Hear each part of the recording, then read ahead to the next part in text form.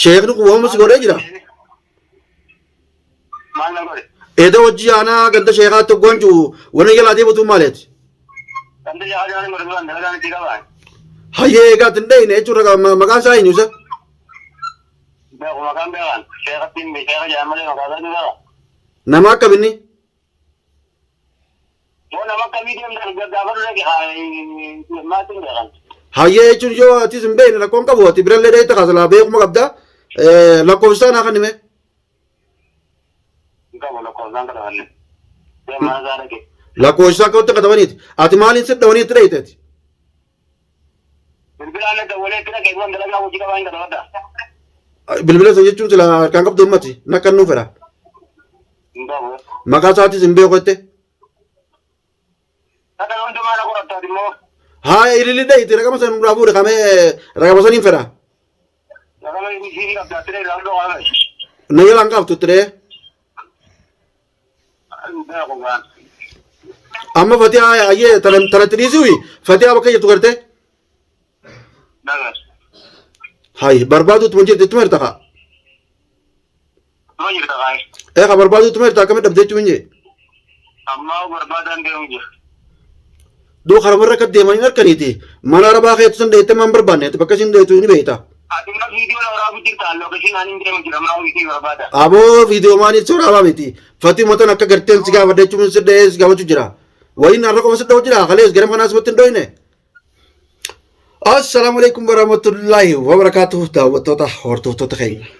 Arralle waan haariyaan isinii dhufne jirra. Wanni haariyaan maali keessa yoo taate baar dhugumaanii sheektichi takkaa qeensiin takkaa warri namatti gartee waa dalagusan takkaa waan adda addaa warri nama dalagee waa nama dhamaasan dhugumaanii waatti godhe. Maaliif arra immoo itti dheetiin beektaa ismaanaw waa gaafachuu deema. Edammoo bira dhaqeetiin qari fatihaadha hojii barbaannaa. Jeeni sheeka sanittis qiqaa sheeka sanittis walumaan dheeyne sheeka san gaafadhaa waan si godhe jeetiin hoguun kayjuunu an si jalan deemu bakka sheeka eega taate si jalan deemu hayyee sheeka san maqaa naa himu hin jeenu sheeka sanis maqaa naa himu dide warra gartee waa nama godhu warra gartee falfala nama falfalu san qa warra waa nama godhu san janiin isa daawwattoonni keenyalleen sheekan jiini sheeka maqaan balleessini qeensii jettaniimi qeensii takkaa warra gartee nama falfalu san takkaa warra waa nama godhu san daawwattoota keenya irraa deebi'eetiin jira warra waa nama godhee nama dhamaasu san qa warra sanii beekadhu intalti keessatti gartee waatti gootee dhamaaftee loonuu gurbaa shirgoote osuma gartee xiqqisho takka jaalallee qabu hin fuudhachaa jira inni fatihaa gubbatti hin fuudhachaa jira osuma akkas zuuti gurbaan kun maaliif nan fuune yoo na fuudhe malee egaa ani jechuun jaalala isaatiin mataan na dhukkubeetteeti bakka san dheeyte egaa meeqami nama jaalanne nama jaalachisuu ni dandeessanii jetteeni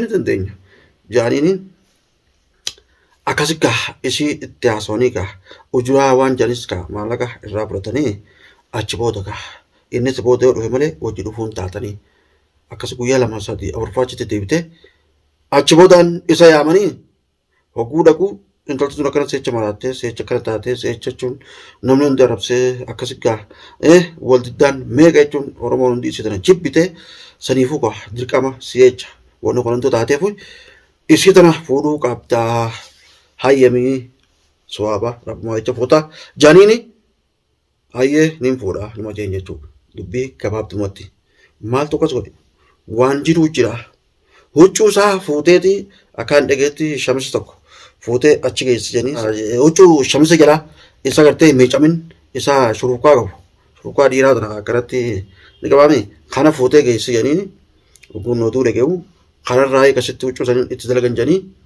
gurbaan akkasitti khalaas hayyee hayyameetiin jira nin fuudha akkuma jeetti nin fuudha jees bee ganda hunda dhawtee abbaa isaa hundatti intala gartee ni haa godhatee fuudhee jechuudha. Kana duraan jaalaltee xiqqisho malee jechuun gaa wal fuudhaa san bira hin jirre fuudhee jechuudha. Isin ammoo jaalala gartee amata sadiitii fi tana haasawatti duraan illee walumas dubbisanii jaalala hedduun qabanii akkas gaa dirqiidhaan iffuusitti bahar hin fuune ni heerome malee. Bahar ni heerome malee hin fuune garuu ni heerome. Ililli fuudhee yaaboo. Yaaboo ililli fuudhee daawwattoota keenya du'aa godhaaf. Bahar ililli fuudhee du'aa godhaaf. Bahar ni heerome. Ni heerome du'aa godhaaf. Akka gartee micoota na adda ba'an du'aa godhaaf garuu sheeka san qoradheetumaan bira dhaqee takkaawwa sheeka bira dhaqee biraan ni jiraamire warri waa dalaguun kabiraatis ni jiraamire san bira dhaqee gartee inshallah jechuun waan kana yoo irraa hiine malee baar xiqqoo mataanuu tuqamee jira. Fatiyaas wanni manarraayis ariya takkaawwa manatti illee hin deebin takkaawwa deebi takkaawwa ijoolleen biyya galchi takkaawwa kun yoo gatte ijoolleen ta'e biyyatti galchee isin ati jechuun booda jechuun dhuftee lolu baat yoo maarree ta'uu baat sa'a lama keessatti hin galchi sa'a maarree keessatti hin galchi an ijoollee hojii qabuu hin danda'u oguu kana jiru kana beektaa. Gurbaan isuma san yeroo gabaabduu keessa fitatee isii hojii galuu fedha.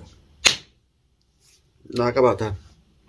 Amma baatii torba baatii maarree baatii ja'a booda maarree booda haajuu malee torbaan lama sadii booda yoo inni hin garbatin balloon maal jejaa manallee kireeffachuuf irruma jira yaaliidhaan garuu duraan fatii matana baasee achi galchuu deema fatii haati garuu hin gowwoomin baar waan ta'e jira baar akka duraanitti miti baar xabii miti baar jechuun akka duraanitti waa beekutti hin jiru waa wallaalchisanii jiran warri waa namatti dalagu kuni waa wallaalchisanii jiran ati garuu akka isaan ta'een dafi ilmaan kee keessatti deebiinsi hin jaa ilmaan kee hin adiyyeessin ilmaan kee kan taltiin illee itti dhuftu hin fedhin gaarii miti dafi ilmaan kee keessatti deebiinsi hin jaa obboleettitii telefoonillee guyyaa meeqa isa dhooyine jechuun telefoonillee hin kaaftu waan akkana taateef illee hin beekne rabbiin si haa qajeelchu rabbiin gattee si haa bayyanachiisu dafii karaa mana keetii karaa ilmaan keetii deebiinsi hin jaa hangara kiyyaan balloon waan kanaan si dhaama.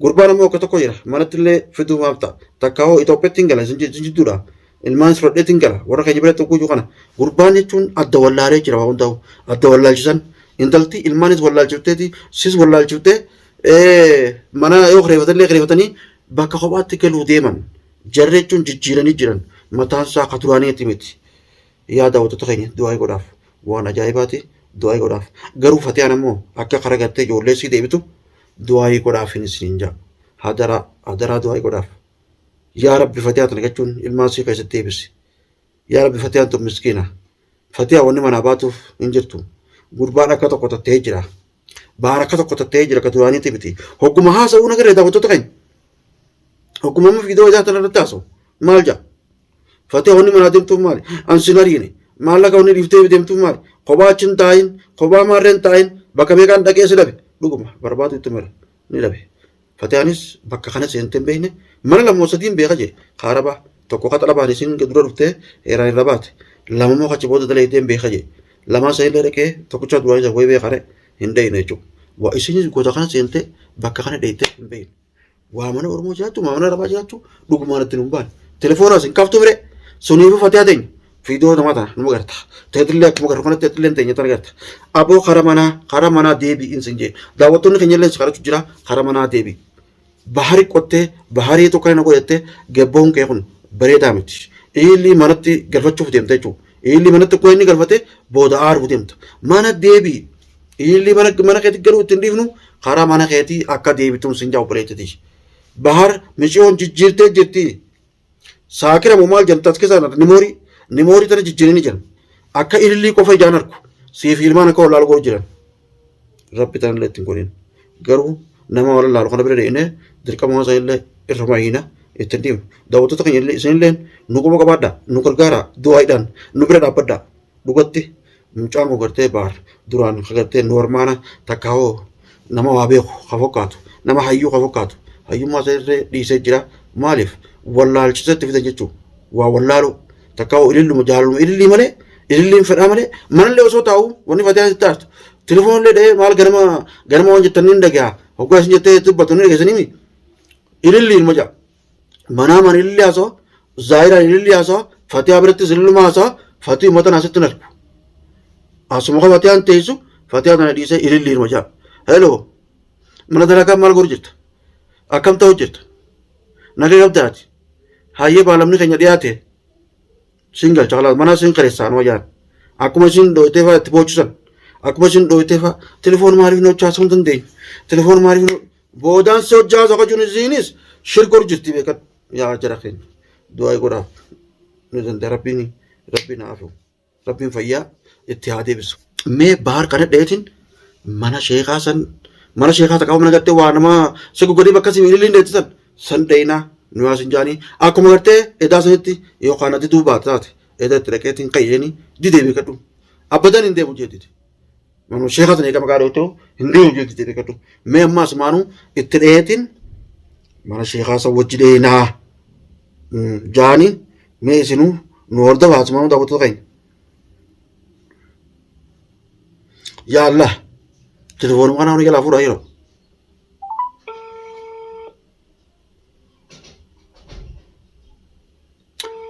yaa Rabbi jalaa fuusikaa telefoonatti dheen jira du'aa godha daawwattoota keenya du'aa godha itti dhiyeetiin jira bakka san dhiyeenyati waan san irraa hiinaa hello Bahar Sufyan. Assalamualaikum. Waalaikumsalam. Awak kami naga? Nagaan. Mali. Nagaya aja. Nagaya kaya. Akami Fatih awak cuma ka berbadu rumah takai akami agar temu kami. Aye. Kalau deki umat des gawat cuma ka bagai cuma kami naga kami des gawat cuma bereda mi. Dua edalle isbro dufetin ka sheekha sanbiralle dheeralle jeeqa biran dheyno tere gala deebite kagartee fi du'an qaayilin bira dheetasan ka qaayilin siamte biras geessisan ka kootu jaanituma isin na dura dheete anis isi boodaan dhaqe akkasitti chiratti fuudha ililli kana naatoo kan jettureeti isaanii ka fuudhii bichoon tun si'echa daramtee si'echa hawaasni darabsu jiraati fuudhii si'echa cinqabtee naan jedhanii akkasitti fuudha jenne viidiyoo si waraabuu beekaa jechuun maaliif waan san kaa isa isii booda dheeytee wanni san wanni qeebaltuuf maali viidiyoonii waraabe dubaati haa sun tabiraati boodan taniin guyyaa waraabee miti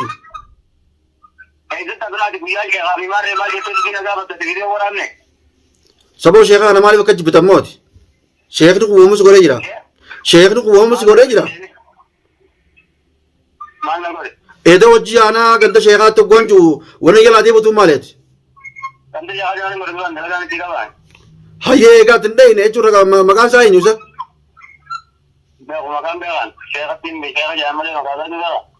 Nama akkaminni?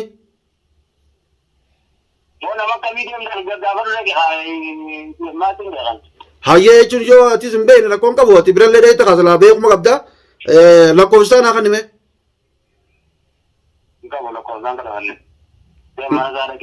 Lakkoofsaan akkamitti katabaniiti ati maaliin siddawanii itti dheeyteeti?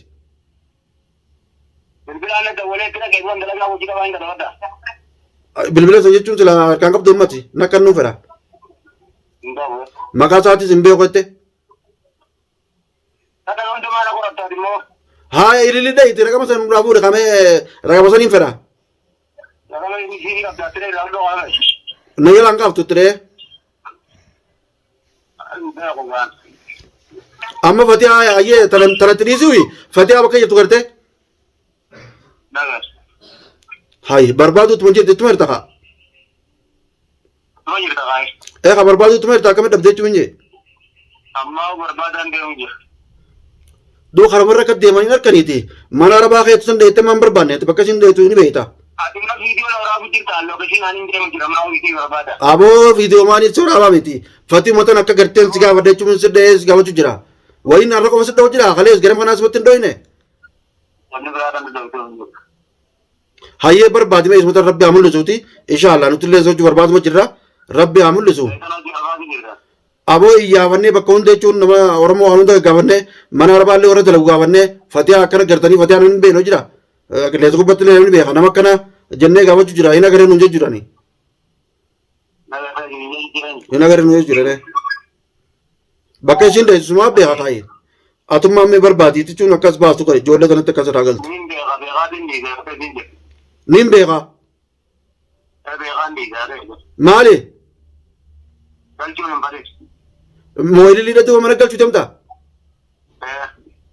Akkamiif? Haa ijoollee gubbatti ni galchita illee bakkuma biraa kireessuuf qaba harkeenya. laa kan ittiin gal. Haa ijoollee uniin galchaa jirta galchisi nyaata ililliin ijoollee mana kee waliin tigalla. Kanaan jettee. Ijoollee galchi waliin tigalla si nyaate.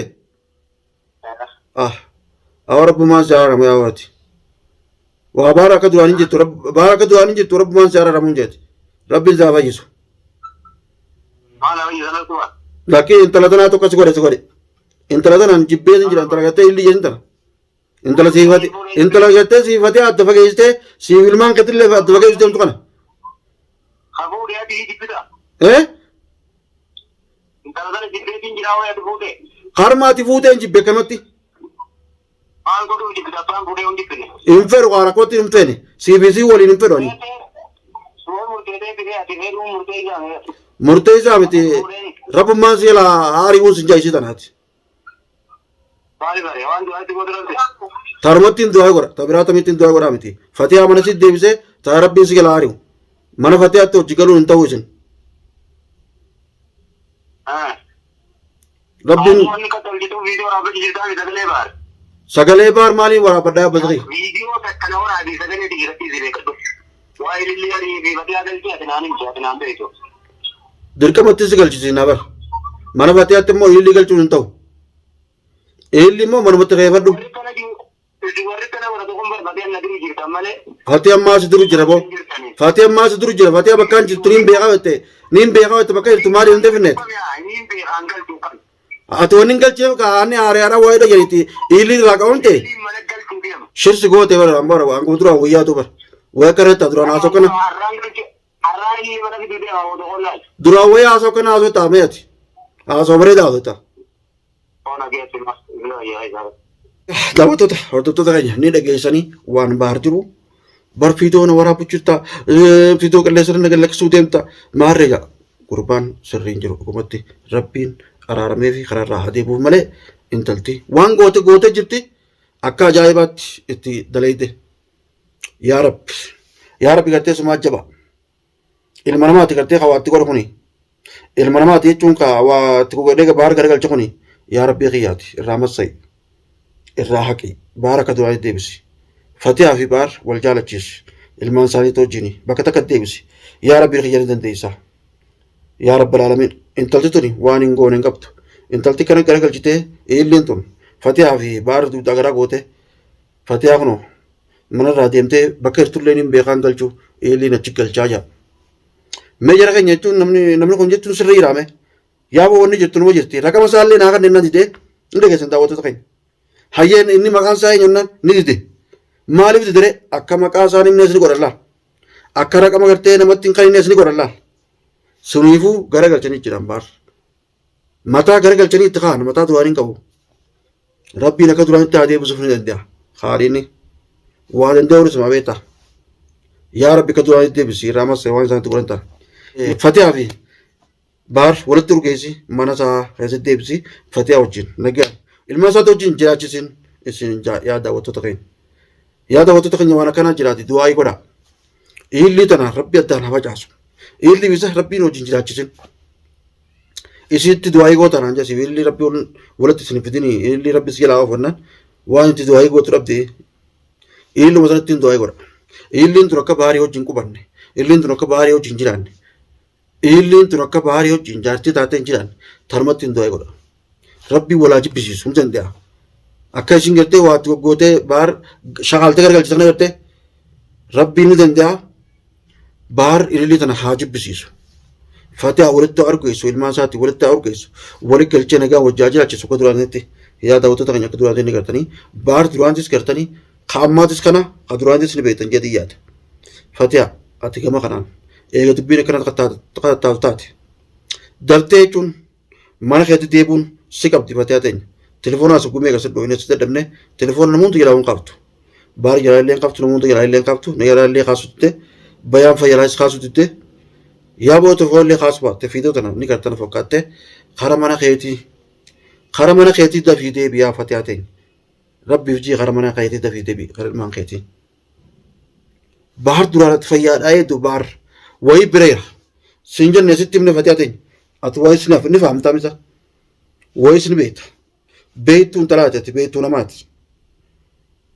akkanatti gattee ala baatee hin turre ilmaan kee kanarraa ilmaan kee kun ni adiyoomanii ni miskiina waan ilmaan kee kanatti dafii deebi'i. Baarii ammaa kun guyyaa kana laal ala jira sin barbaada jedhe deemu jira. Waa bakka illee deemu jiru waa barbaada deemu jiru hin beekne. Asumaanuu mee daawwattoota keenya. Daawwattoota keenya du'aa godhaafi inshaallah rabbiin gartee waan itti jiru kana irraa hojjetu. Rabbiin fatee illee manatti haa deebisu. Rabbiin baarii illee akka duratti haa deebisu. Woomaa bira jira. Waa bilaash akkanatti ta'uutti hin jiru. Inshaallah asumaanuu assalaamu alaikum wa rahmatullahi wa barakaatuhu daawwattoota keenya.